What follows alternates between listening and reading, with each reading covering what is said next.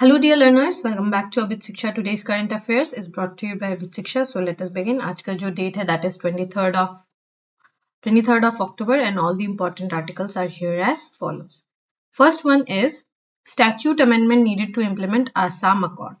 So Assam Accord clause 6 आप लोगों ने पढ़ा होगा कि आपका जो legislative and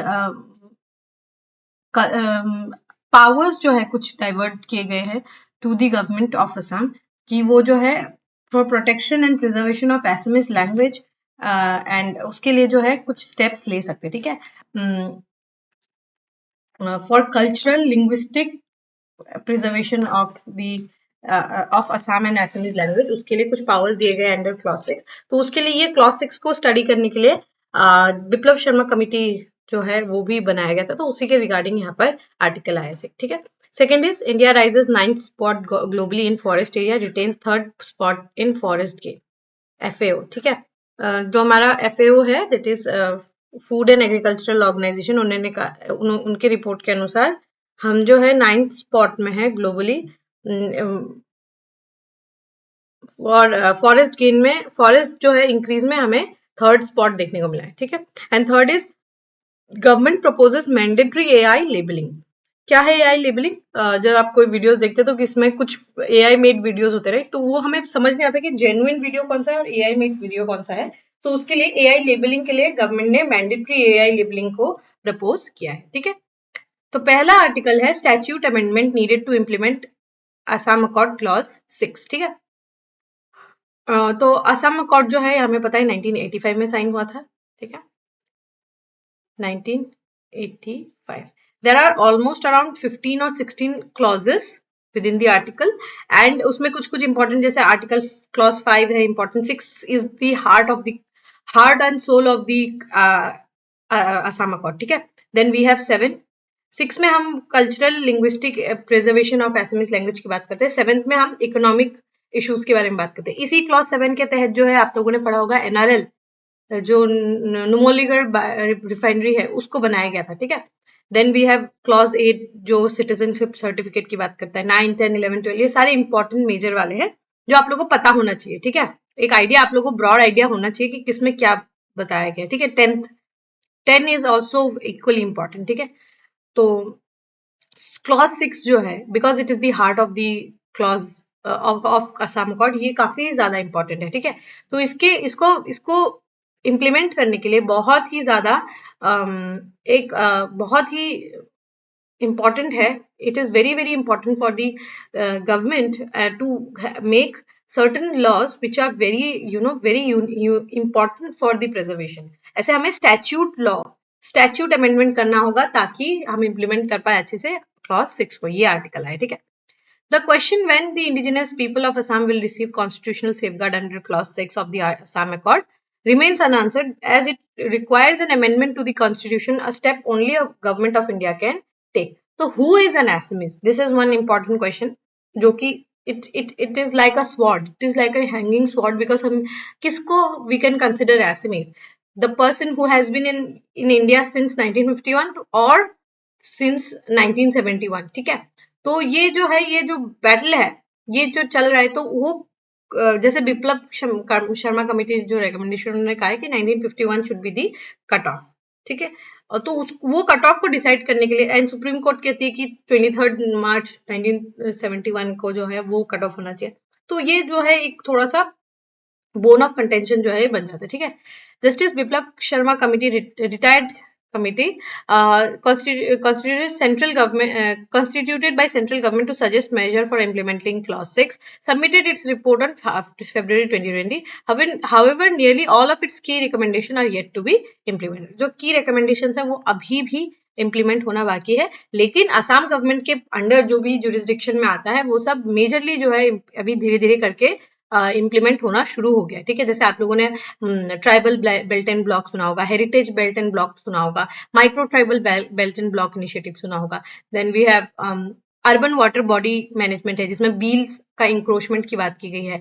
then amendment, then आपके एक्सपल्शन है, ठीक है, expulsion under the foreigner expulsion act of 1950, ठीक है। Then we have foreigners tribunal. ये जो सारे काम है, ये सब काम जो है ये आपका गवर्नमेंट ऑफ असम कर रही है और काफी अच्छे से कर रही है, अभी आपको देखने को मिलेगा। ये आर्टिकल में भी वही बात लिखा है।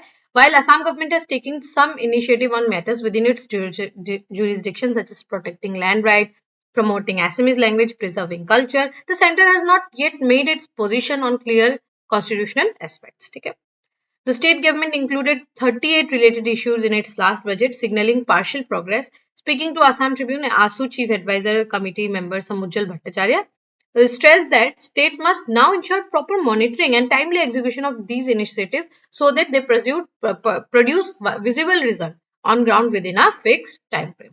तो एक फिक्स टाइम फ्रेम में विजिबल रिजल्ट होने के लिए हमें गवर्नमेंट को कॉन्स्टेंटली मॉनिटर करना होगा, ऐसा बोला जा रहा है। ठीक है, समझ आया? So this was the news. Second news is India rises 9th spot globally in forest area, retains 3rd spot in forest gain.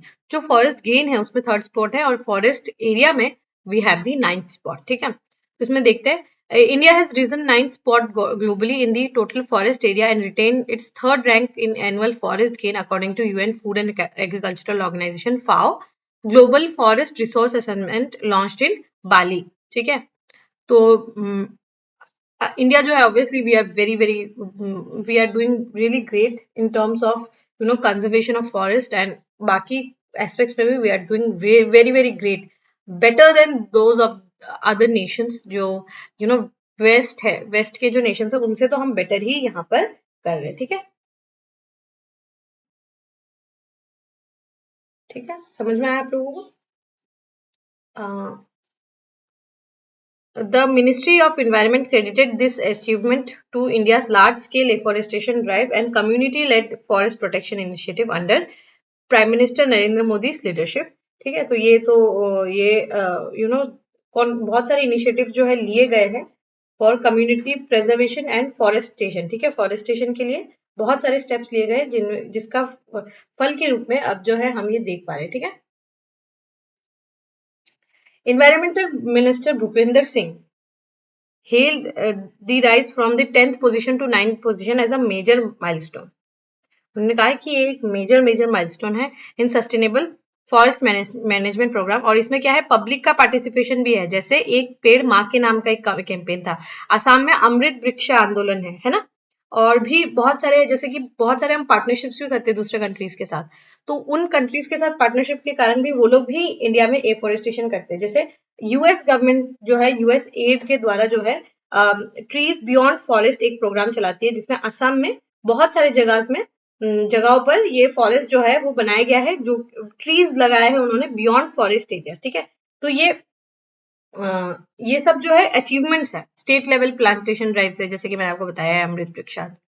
ठीक है, ग्लोबली फॉरेस्ट का जो एरिया है दैट इज 4.14 बिलियन हेक्टेयर्स और 32% ऑफ द अर्थ्स लैंड, और इसमें half concentrated है ये 32% में भी हाफ कॉन्सेंट्रेटेड कहाँ है, रशिया में है, then we have Brazil, then Canada, the US and China. ये सब इंपॉर्टेंट है। ठीक है, जैसे ये आपको याद रखना है कि रशिया के बाद ब्राजील है, ब्राजील के बाद कनाडा है, कनाडा के बाद यूएस है, यूएस के बाद चाइना है। इस तरीके से सबसे ज्यादा कॉन्सेंट्रेशन से टॉप 5 जो है ये यहाँ से निकल कर आते हैं। ठीक है, India ranks after Australia, democratic Republic of Congo, Indonesia, ये सारे top 10 rich forest rich Nations है।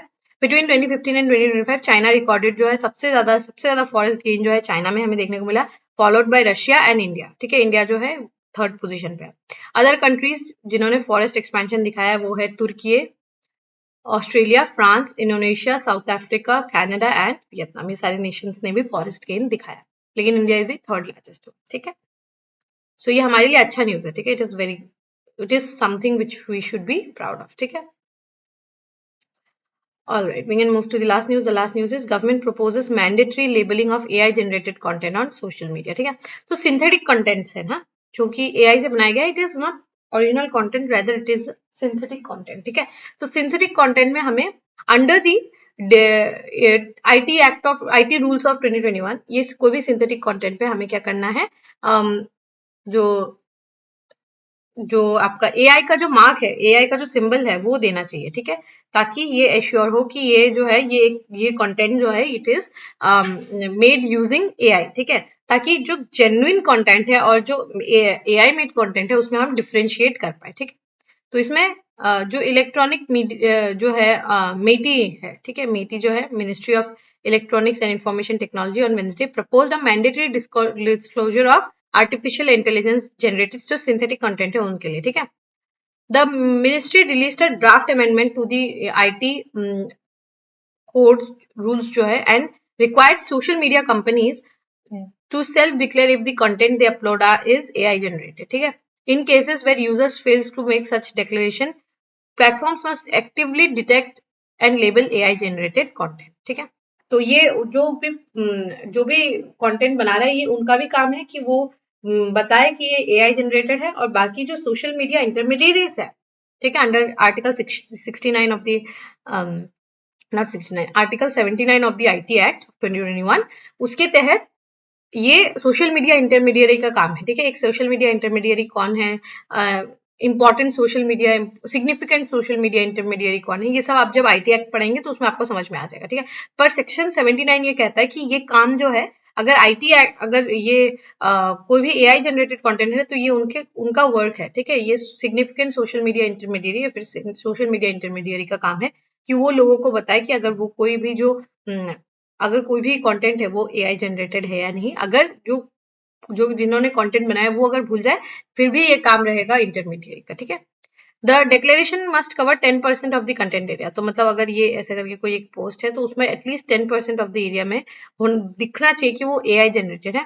Applies all over synthetic content, photo video text कुछ भी हो वो सब में लिखा होना चाहिए, and it is not related to photo realistic content according to draft text, ठीक है। ड्राफ्ट टेक्स्ट के अकॉर्डिंग ये सिर्फ और सिर्फ फोटो रियलिस्टिक कंटेंट के लिए नहीं, बाकी कंटेंट के लिए भी ये यूज होता है, ठीक है। मजा आया। So this was the news, important है, पर अभी इसके बारे में सिर्फ डिस्कशन हो रहा है, ये जब प्रॉपरली इंप्लीमेंट होगा तब हम इसके बारे में और मेजरली डिस्कस करेंगे, ठीक है। समझ आया? Alright. With this, we have come to end of today's session. If you have liked this session, don't forget to give a like and write down in the comment section. We will meet in the next session very, very soon. Till then, take care and thank you.